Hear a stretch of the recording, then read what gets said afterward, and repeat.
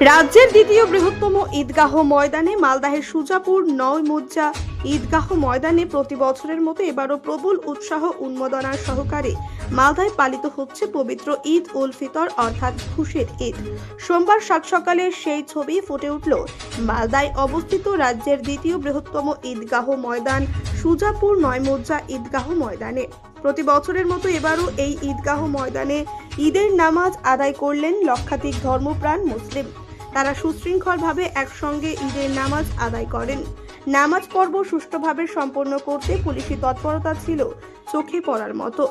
জেলা পুলিশের একাধিক আধিকারিকের উপস্থিতিতে সকলে মিলে সুষ্ঠুভাবে নামাজ পড়েন। নামাজ পাঠ করান সুজাপুর ঈদগাহ ময়দানের ইমাম মোহাম্মদ আরশাদুল্লাহ। তার উপস্থিতিতে এই নামাজে অংশগ্রহণকারীরা বিশ্ব শান্তি ও বিশ্ব মানবতা বোধ রক্ষার প্রার্থনা করেন সর্বশক্তিমান আল্লাহ তাআলার কাছে। Bureau report, news capsule. Allah